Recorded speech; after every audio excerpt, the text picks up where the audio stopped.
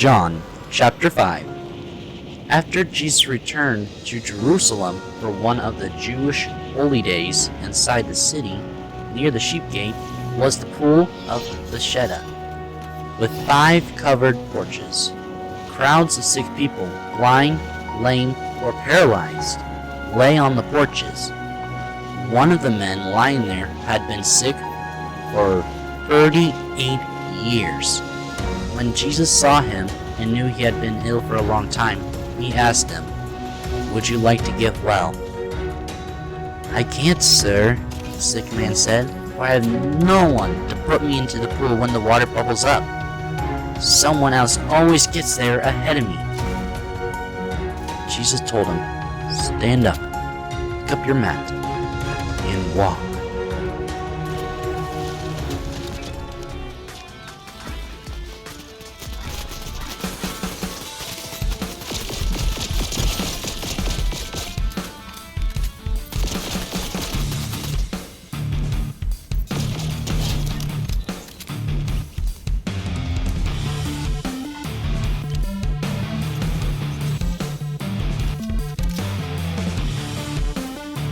Instantly, the man was healed.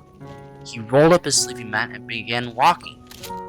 But this miracle happened on the Sabbath, so the Jewish leaders objected.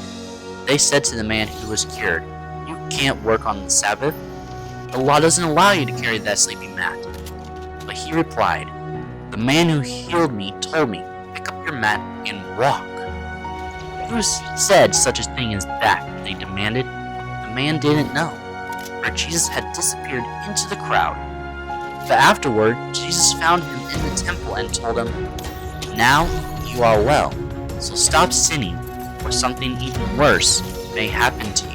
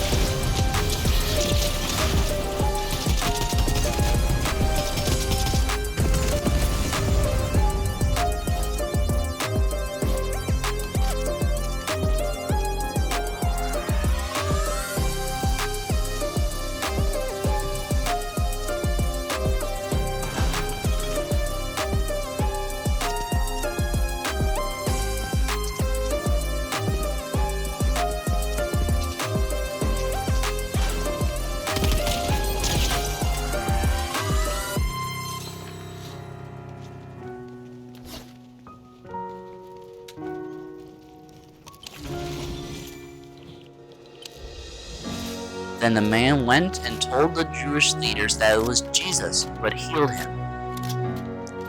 So the Jewish leaders began harassing Jesus for breaking the Sabbath rules.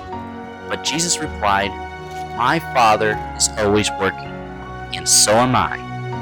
So the Jewish leaders tried all the harder to find a way to kill him, for he not only broke the Sabbath, he called the God his Father, thereby making himself equal with God. So Jesus explained, "I tell you the truth. The Son can do nothing by himself. He does only what he sees the Father doing. Whatever the Father does, the Son also does. For the Father loves the Son and shows him everything he is doing. In fact, the Father will show him how to do greater works than healing this man. Then you will truly be astonished. For just as the Father gives life to those he raises from the dead, so the Son gives life to anyone he wants."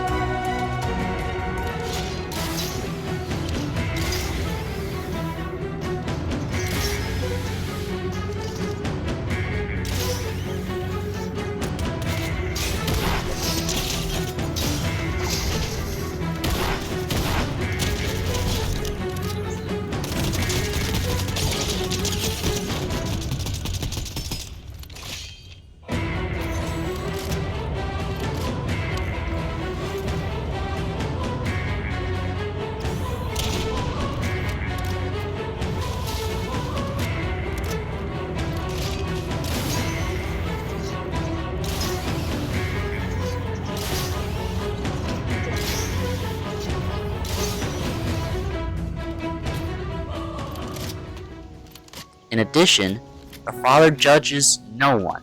Instead, he has given the Son absolute authority to judge, so that everyone will honor the Son, just as they honor the Father.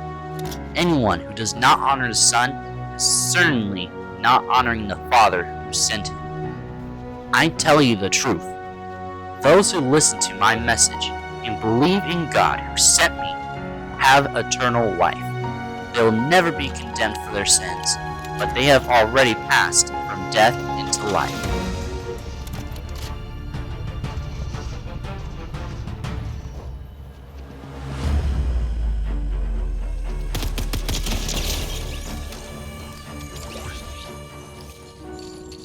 And I assure you that the time is coming, indeed, it's here, now, when the dead will hear my voice, the voice of the Son of God, and those who listen will live.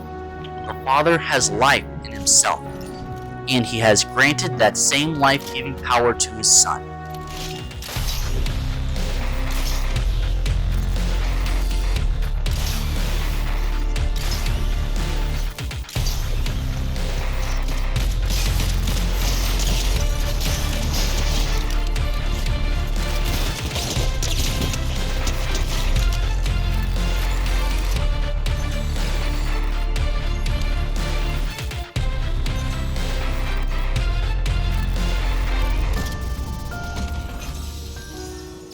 And he has given him authority to judge everyone, because he is the Son of Man. Don't be so surprised. Indeed, the time is coming when all the dead in their graves will hear the voice of God's Son, and they will rise again. Those who have done good will rise to experience eternal life, and those who have continued in evil will rise to experience judgment. I can do nothing on my own. I judge as God tells me. Therefore, my judgment is just, because I carry out the will of the one who sent me, not my own will. If I were to testify on my own behalf, my testimony would not be valid. But someone else is also testifying about me, and I assure you that everything he says about me is true. In fact, you sent investigators to listen to John the Baptist, and his testimony about me was true. Of course, I have no need of human witnesses, but I say these things so you might be saved. John was like a burning and shining lamp, and you were excited for a while about his message. But I have a greater witness than John, my teachings and my miracles. The Father gave me these works to accomplish, and they prove that he sent me. And the Father who sent me has testified about me himself. You have never heard his voice or seen him face to face, and you do not have his message in your hearts, because you do not believe me, the one he sent to you. You search the scriptures because you think they give you eternal life, but the scriptures point to me, yet you refuse to come to me to receive this life. Your approval means nothing to me, because I know you don't have God's love within you.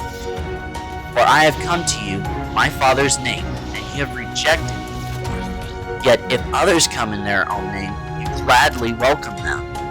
No wonder you can't believe, for you gladly honor each other, but you don't care about the honor that comes from the one who alone is God.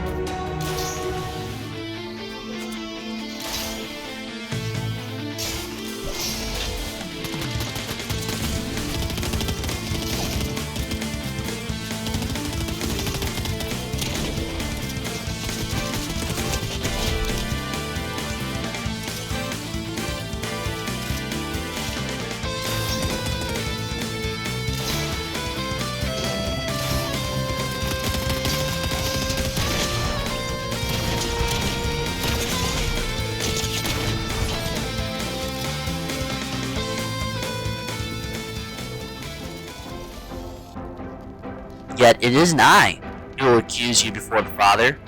Moses will accuse you. Yes, Moses, in whom you put your hopes.